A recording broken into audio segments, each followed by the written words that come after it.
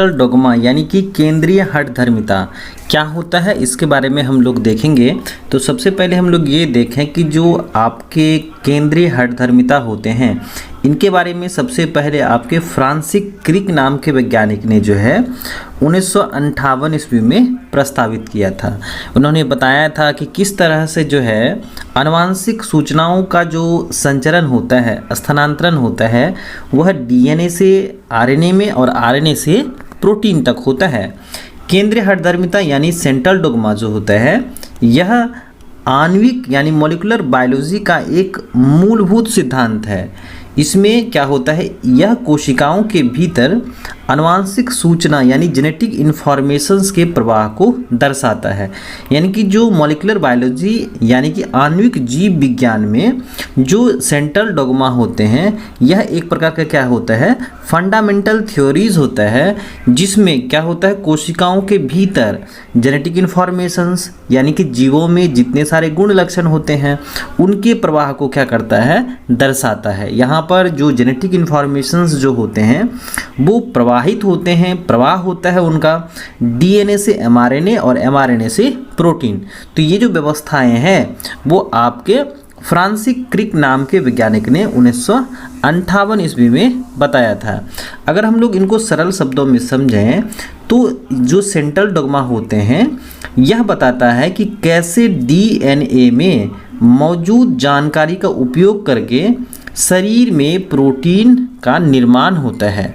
Next हम लोग देखें कि जो सेंट्रल डोग्मा होती हैं यह एक प्रकार की प्रक्रिया है जिसमें आनुवांशिक जानकारी डीएनए से एमआरएनए में यानी आरएनए तक प्रवाहित होती है, जिससे एक कार्यात्मक उत्पाद प्रोटीन बनता है। यानी कि इस प्रक्रिया का जो उत्पाद होता है वह प्रोटीन होता है, और प्रोटीन्स कहाँ बनते हैं, राइबोसोम्स में बनते हैं।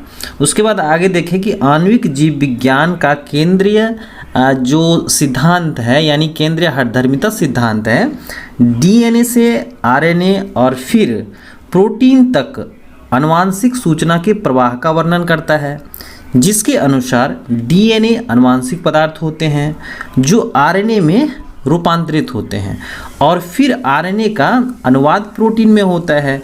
यानी कि सबसे पहले क्या होता है, जो सूचनाएं होती हैं वह डीएनए से आरएनए में पहुंचती हैं और फिर आरएनए जो है प्रोटीन्स का संश्लेषण करते हैं। उसके बाद यह प्रक्रिया सभी जीवों के लिए आवश्यक होती हैं, क्योंकि भाई प्रोटीन कोशिकाओं के निर्माण जो होते हैं वो खंड में होते हैं और अनेक प्रकार के कार्य करते हैं। नेक्स्ट हम लोग देखें कि जो सेंट्रल डोग्मा है यानी केंद्रीय हठधर्मिता है, इसमें ट्रांसक्रिप्शन यानी कि जो अनुलेखन होता है, इसमें क्या होता है कि जो ट्रांसक्रिप्शन की जो प्रक्रिया होती है जिसके द्वारा डीएनए के एक विशिष्ट खंड यानी जीन्स की जानकारी को कॉपी करके मैसेंजर्स आरएनए तक पहुंचाया जाता है। यह आनुवांशिक सूचना के प्रवाह की जो दिशा है वह डीएनए से आरएनए और आरएनए से प्रोटीन्स में जाती हैं, और इसमें जो है ट्रांसक्रिप्शन जो है यह पहला चरण होता है। लेकिन साथ ही साथ आपको ध्यान में रखना है कि जो डीएनए से आरएनए में सूचना जाती है यह सूचना फिर वापस आ सकती है आपके डीएनए में। यानी कि डीएनए से आरएनए में सूचना का प्रवाह ट्रांसक्रिप्शंस कहलाता है यानी अनुलेखन कहलाता है, और यह जो होता है आरएनए से डीएनए में पुनः आ सकता है। इसी को हम लोग क्या कहते हैं, उल्टा अनुलेखन कहते हैं या रिवर्स ट्रांसक्रिप्शंस कहते हैं। नेक्स्ट देखें कि अनुवादन होता है यानी कि ट्रांसलेशन होता है। यह अंतिम और महत्वपूर्ण प्रक्रियाएं होती हैं जिसमें मैसेंजर्स आरएनए में मौजूद आनुवांशिक जानकारी का उपयोग करके प्रोटीन यानी एमिनो एसिड की श्रृंखला का संश्लेषण किया जाता है, यानी कि प्रोटीन बनाया जाता है। पूछा भी जाता है कि ट्रांसलेशन से आप क्या समझते हैं, तो ट्रांसलेशन क्या है, प्रोटीन बनाने की प्रक्रिया होती हैं जो कहाँ होती हैं, राइबोसोम्स में होती हैं, और ये होती हैं आपके साइटोप्लाज्म में संपन्न होती हैं, जहाँ मैसेंजर्स आरएनए के कोड को पढ़कर उसे प्रोटीन भाषा में बदल दिया जाता है। तो हम लोग यहाँ पर कह सकते हैं कि जो डीएनए से जो है डीएनए बनता है उसको हम लोग रिप्लिकेशंस कहते हैं यानी प्रतिरूपण कहते हैं। ये जो आनुवांशिक सूचनाएं होती हैं ये डीएनए से आरएनए में पहुँचती हैं जिसको हम लोग ट्रांसक्रिप्शंस कहते हैं यानी अनुलेखन कहते हैं। और यह जो सूचना होता है यह रिवर्सिबल होता है, जिसको हम लोग उल्टा अनुलेखन कहते हैं। उसके बाद क्या होता है, जब आरएनए में पहुंचता है तो यह क्या होता है, प्रोटीन संश्लेषण में जो है यह भूमिका निभाता है। मतलब जो आनुवांशिक सूचना होते हैं वह डीएनए से आरएनए में और फिर आरएनए से प्रोटीन में जाता है। तो ये जो आनुवांशिक सूचना का जो स्थानांतरण है, यानी क्या है, the follow of genetic informations है, इसी को हम लोग क्या कहते हैं, सेंट्रल डॉगमा कहते हैं। अब आइए देखते हैं कुछ वस्तुनिष्ठ प्रश्न में से जो है हम लोग यहाँ पर देखते हैं मिलान, यानी जो आपका मैच ऑफ द फॉलोइंग्स वाले सवाल देखते हैं।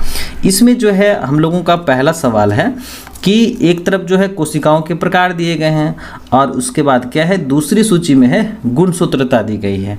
इसमें से आपको क्या करना है, यहाँ पर मिलान करने हैं, है ना, जिसमें से कि हम लोग यहाँ पर कह सकते हैं ना कि जो भ्रूणपोष होता है, भ्रूणपोष में कितनी कोशिकाएं होती हैं, वो होती हैं 3n होती हैं, यानी कि यह क्या होती हैं, त्रिगुणित होती हैं, ट्रैप्लॉइड्स होती हैं।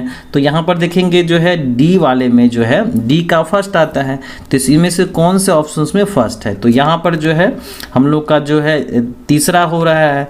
दूसरा है एमएमसी यानी माइक्रोस्पोर्स मदर सेल या मेगा स्पोर्स मदर सेल्स, यानी कि सी का जो है हम लोग का क्या है, दूसरा है। ये कैसे होते हैं, डायप्लॉइड्स होते हैं। नेक्स्ट देखें कि जो आपके सेंट्रल सेल्स होते हैं यानी केंद्रीय कोशिकाएं होती हैं, यह कैसी होती हैं, n+n होती हैं। यानी कि अगर हम लोग देखें तो यहाँ पर क्या है, स्ट्रक्चरली रूप से जो है ये दोनों क्या होते हैं, सेंटर में होते हैं और ये क्या होते हैं, n+n के फॉर्म में होते हैं। और उसके बाद क्या है, यहाँ पर जो प्रतिव्यासात संबंधी कोशिकाएं हैं वो क्या है आपका हैप्लॉइड्स होती हैं। तो यहाँ पर हम लोग का करेक्ट आंसर हो जाएगा ऑप्शन नंबर सी। नेक्स्ट देखें कि जो हम लोगों के फिर से जो है यहाँ पर ओव्यूल से संबंधित प्रश्न है। बीजांड, बीजांड जो होते हैं यानी ओव्यूल्स जो होते हैं वह बीज बनाते हैं। उसके बाद अंडाशय जो होता है वह फल बनाता है। और जो आंतरिक आवरण होती हैं, अध्यावरण होती हैं, यानी कि यहाँ पर जो ओव्यूल्स वाल होता है यह क्या करता है, यह कहलाता है टेजमेन कहलाता है और बाहरी कहलाता है टेस्टा। तो यहाँ पर हम लोग का जो है एग्जैक्टली मिला हुआ ही है। फर्स्ट का जो है ए का जो है फर्स्ट है, दूसरा तीसरा चौथा, तो करेक्ट आंसर हो जाएगा हम लोग का तीसरा यानी सी ऑप्शन हो जाएगा। उसके बाद नेक्स्ट है पॉलिनेशन से सवाल है, यानी परागन से संबंधित है। इसमें क्या है, वायु के द्वारा अगर परागन की प्रक्रिया होगी तो उसको हम लोग क्या कहते हैं, एनीमोफिली कहते हैं, यानी कि पहला को तो पहला करेक्ट आंसर है। जल के द्वारा होगा तो उसको क्या बोलेंगे हम लोग, हाइड्रोफिली कहेंगे। उसके बाद कीट के द्वारा होगा तो एंटोमोफिली कहेंगे और पक्षी के द्वारा होगा तो ऑर्निथोफिली कहेंगे। तो यहाँ पर जो है पूरी तरह से मैच ही है। तो इसका करेक्ट आंसर क्या हो जाएगा, 1 2 3 4 यानी ऑप्शन नंबर फर्स्ट हो जाएगा।